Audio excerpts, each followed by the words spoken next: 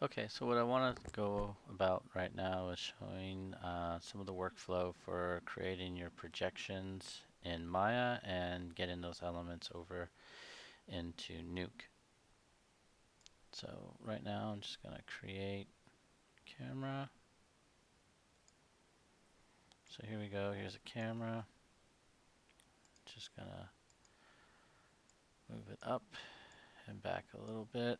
And for this I'm just going to do some simple things. Let's do a sphere, cube,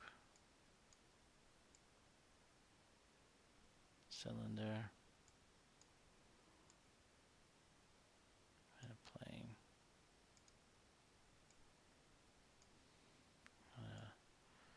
Turn off the grid so we can just look at this. So now, if you do panels, perspective, camera 1, we're looking through this camera now. So I'm just going to raise these up.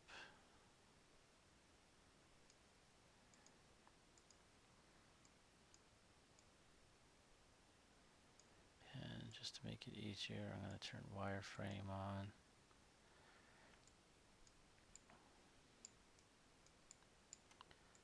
Let me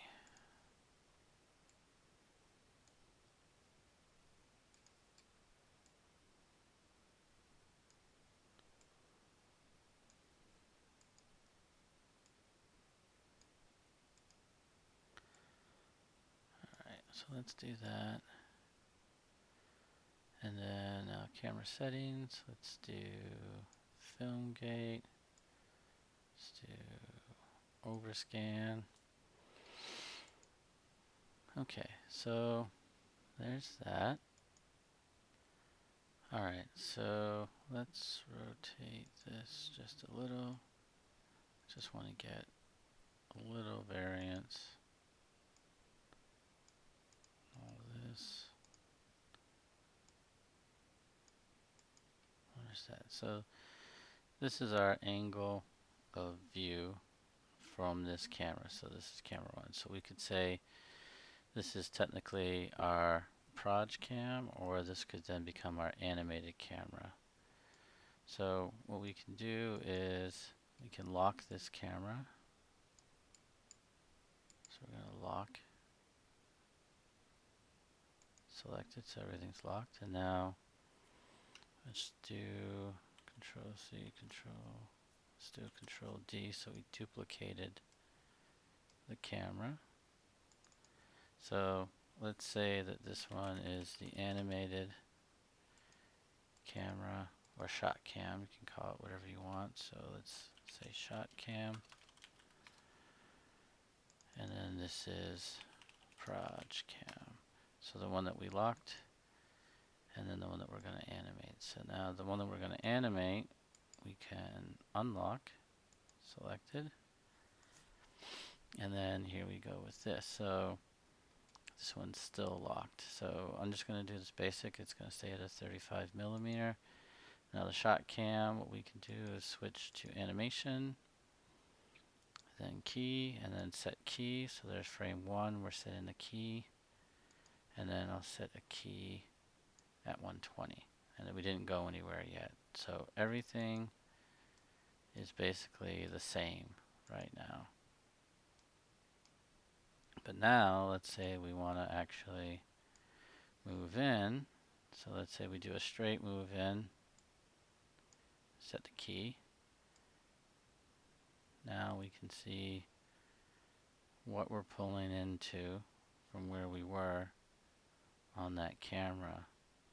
Now a good tip that I usually like to do is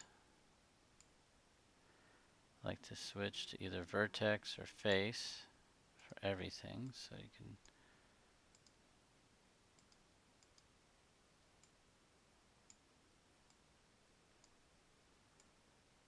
vertex.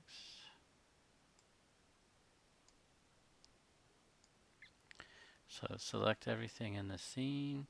We're in our shot camera, and what I've done is basically select from what is our projCam area. So if we switch projCam, select all the vertices, and then go back to panel shotCam.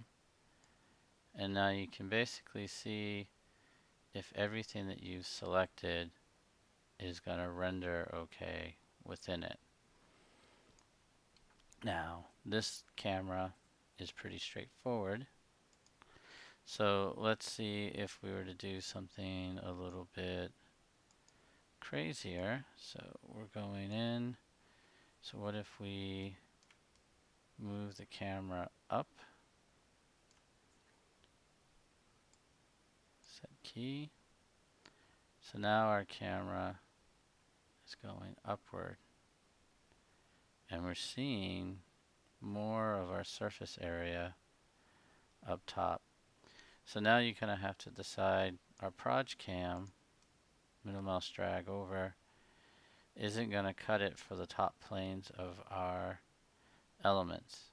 So now it's whether or not do we figure out, we don't want to be, zoomed in per se from there, but we could. And you could Control D, make a new camera, projCam 2, based on that. And then now Control A, and then you can look at the angle of view, and you can basically make it smaller, wider, so that you can see more. And now you can see the focal length goes down. So, a smaller focal length makes a larger angle of view. So now if you do 24, it's 73, and we go back to what the camera originally was at, was 35. So let's say 24, you have a lot more space in here. We haven't physically moved this projCam different than what we copied it at, but the angle of view is different. So you can do that same. Let me do hide cameras because our camera is poking through here. So you can do that same.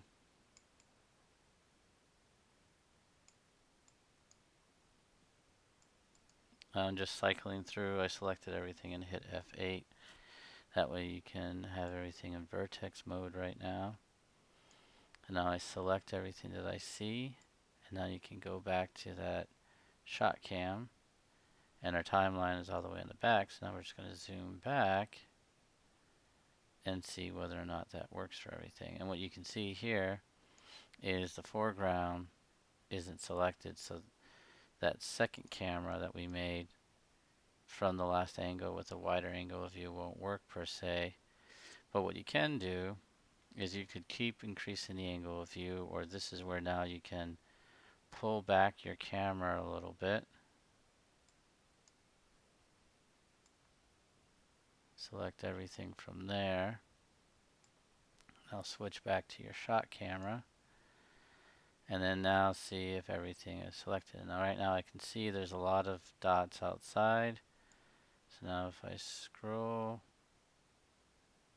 and I know that this is contained, I just didn't select it by accident, but I can see all the yellow dots right there. So you basically now know if everything's going to work. Now the other thing that you can do, go back to object mode, Control D, I duplicated the plane.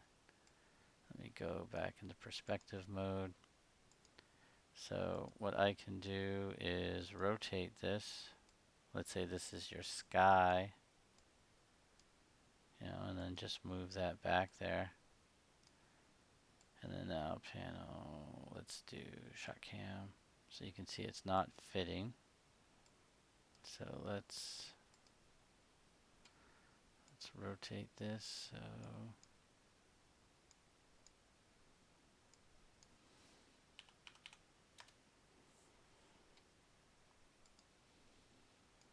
move it and scale it. Let's just scale it independent. Let's just make it larger. And then let me sort of get it square to camera. So now you could say that this is effectively our sky, this is our ground, and then these are the buildings or things that we want in the scene. We could even move, let's go back to perspective. Can move one closer, move one further back. Now go back to the shotCam. So you got some overlap here. So now here you can see what's happening. We're zooming by and coming in. And again, this time I'll select everything, hit F8. Now everything is in the vertex. You can select. Now this is based on the shot camera, so what I want more is, let's say, projCam 2. Now you can see even here in projCam 2, this isn't going all the way to the ceiling, but that really doesn't matter. What matters is our shot cam. So we want to just paint to what our shot cam is doing. And you can see right here now we have coverage of everything.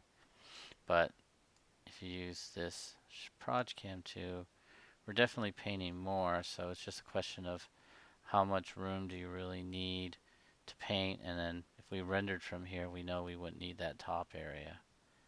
So it's really evaluating what your cameras are doing in the shot to then create the projCams from it. So if we again look at our shot cam and we know that our shot cam is doing this, well then all we care about is the real estate that the camera is seeing for our projection. So, and the only other thing that we care about is, let's go back to object mode, is that we know that the end frame of this is going to be very close to camera. So if we know that this is a 1920 by 1080, let's say, shot, and we painted this from the first frame, 1920 by 1080, then we know by the time we get to here, this is going to be mushy, this foreground square, because we've zoomed in on it. So one way to get rid of that is if we're using this frame as our projection frame, is we work at least double res, maybe even triple res for the camera's movement, so that when we get in here, this isn't going to be a problem in terms of pixelization from zooming in on the painting, basically. So again, what you're really evaluating is the shot camera that you've set up. And once you have a shot camera that you like, we can do anything. It could be more of a move like this. It could be less. You can crane up. It really is, what are you doing with the shot camera? And really it's basically look at the first frame, look at the last frame, and figure out where's the best place to position your projCam, because sometimes, and what you can do is you go on the outside here, and what we can turn back on is show cameras, and you can see the cameras that are involved with the shot. So in some cases, if you're trying to get multiple shots out of a painting, you might need to take more of a larger scope of what we're looking at in order to place your projection painting,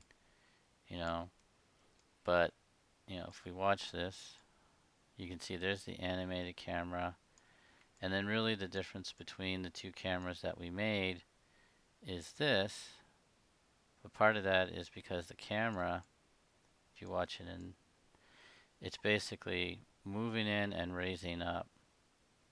So what we're really trying to evaluate is along this camera's path, what's the best place to place our projector camera afterwards to make sure that everything is seen in the scene.